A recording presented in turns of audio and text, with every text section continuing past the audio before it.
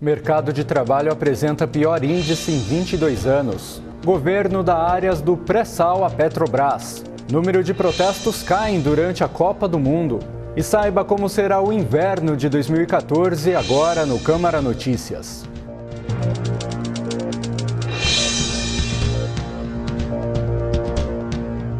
Olá. A 33ª sessão ordinária que aconteceu na última terça-feira teve moções e indicações apresentadas pelos vereadores.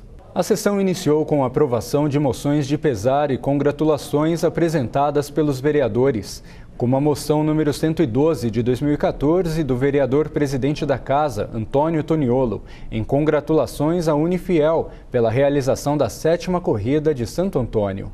Aprovada também de autoria do vereador Valdir Roque a moção de congratulações ao Colégio Coque Sapiens de Osasco pela organização do debate com o tema Mobilidade Urbana, que ocorreu no último dia 6.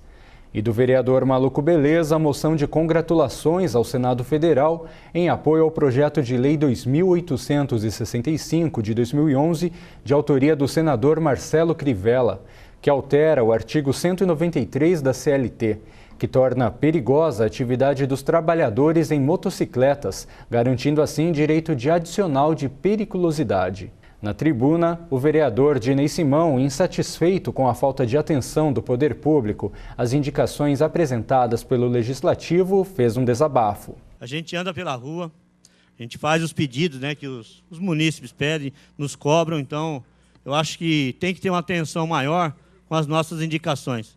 E tem locais que, na maioria das vezes, Mário Luiz, eu acabo ligando para a pessoa responsável para tentar agilizar.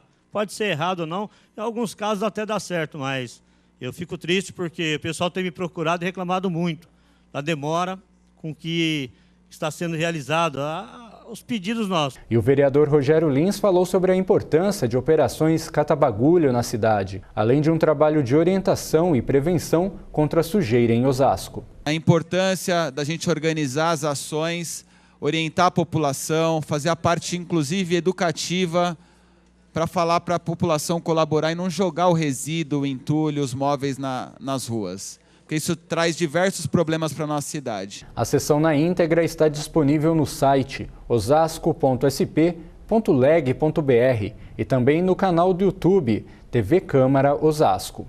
As sessões acontecem todas as terças e quintas-feiras, às 15 horas, no plenário Tiradentes, e elas são abertas ao público. Além disso, você pode acompanhar a transmissão pelos canais 9 ou 16 da operadora Multivia e pelo canal 7 da NET Digital. As sessões também são transmitidas ao vivo pelo site osasco.sp.leg.br. O Supremo Tribunal Federal decidirá nesta quarta-feira se os condenados do mensalão poderão ou não trabalhar fora. O Supremo Tribunal Federal julga nesta quarta-feira 4 recursos em que condenados no processo do mensalão, entre eles o ex-ministro José Dirceu, tentam obter o direito de trabalhar fora da prisão. A Corte ainda avaliará um pedido de prisão domiciliar de José Genuíno. O presidente do Supremo Tribunal Federal, Joaquim Barbosa, deixou a relatoria do mensalão. Agora está sob o comando do ministro Luiz Roberto Barroso. Os recursos dos condenados foram apresentados contra decisões de Barbosa, que revogou autorizações de trabalho externo concedidas a alguns presos. A decisão de Barbosa contraria a jurisprudência utilizada pelo Superior Tribunal de Justiça. Sem licitação, o governo dá áreas do pré-sal para a Petrobras. O governo vai contratar a Petrobras sem licitação para produzir petróleo em 4 campos do pré-sal.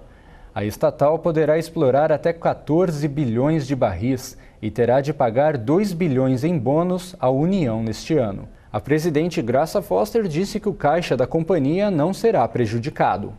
E após o intervalo, o número de protestos cai durante os Jogos da Copa do Mundo. E saiba como será o inverno em 2014. Voltamos já.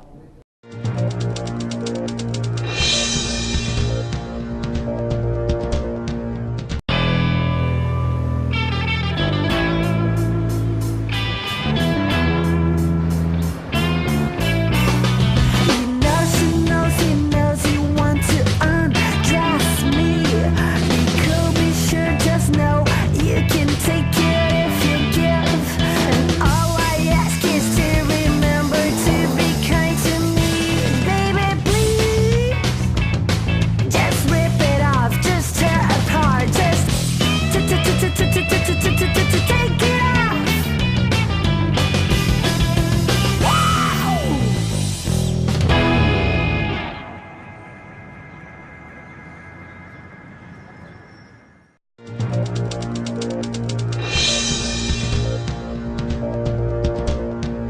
Um estudo da FGV indicou que o mercado de trabalho brasileiro desacelerou em maio deste ano, batendo o pior índice em 22 anos. O mercado formal de trabalho no país desacelerou e criou apenas 58 mil vagas em maio, o pior saldo para o mês desde 1992.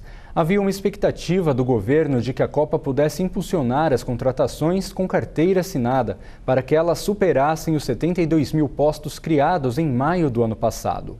Para o ministro do Trabalho, Manuel Dias, o pessimismo que tomou conta dos empresários foi responsável pelo fraco desempenho do mercado de trabalho. A indústria de transformação mais demitiu do que contratou, registrando saldo negativo de 28 mil postos. E com os Jogos da Copa do Mundo, o número de protestos caiu em 39%. A bola rolou e o número de manifestações caiu 39% nos 12 primeiros dias de Copa do Mundo, em comparação com os 12 dias que antecederam o início do evento. Nas 10 principais cidades das maiores regiões metropolitanas do país, foram 43 protestos nesse período, ante 71 no intervalo anterior. O volume caiu e a motivação mudou. A maioria dos protestos por reajustes salariais e melhorias nas condições de trabalho deu lugar a manifestações contra a Copa. Com o fim do torneio, as categorias cujas negociações salariais ocorrem no segundo semestre, como o caso dos metalúrgicos, poderão ir às ruas. Após o intervalo, saiba como será o inverno em 2014 e São Paulo amplia o rodízio nesta quinta-feira. Voltamos já.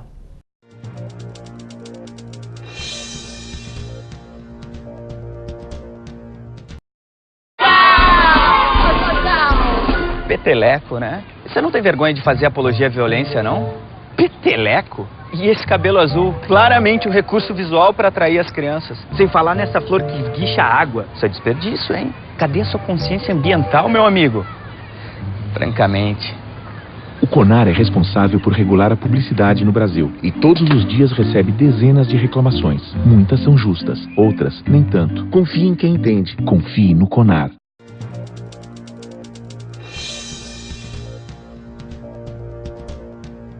E nesta quinta-feira, a Prefeitura de São Paulo volta a ampliar o rodízio de veículos. Confira.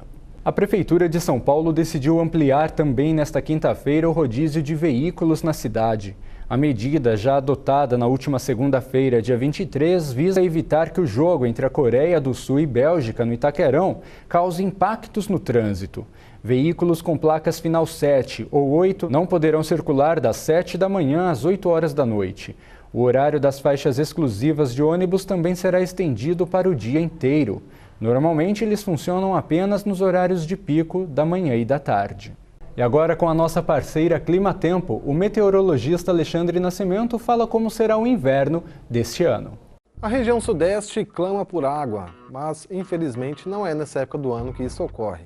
Aliás, deve chover até menos do que o normal nos estados da região, principalmente entre a divisa do estado de São Paulo e Minas Gerais, onde estão os maiores reservatórios tanto de água para beber quanto para geração de energia. A situação de seca continua nos próximos meses, o que de certa forma nem é má notícia, porque é normal essa situação nessa época do ano. O que foi anormal foi a seca durante o verão. Pois bem, teremos chuva de normal abaixo da média, tanto em julho quanto em agosto. Em setembro, as primeiras pancadas de chuva começam a se espalhar aí pela região, principalmente durante a segunda quinzena. Em relação à temperatura, sempre mais quente do que o normal. As ondas frias serão muito curtas, 2, 3 dias mais frios, seguido aí de semana com temperatura mais alta do que o normal e até mesmo um pouco de calor durante as tardes. Câmara Notícias fica por aqui. Eu sou o Renato Bueno e vejo você na próxima edição. Até lá!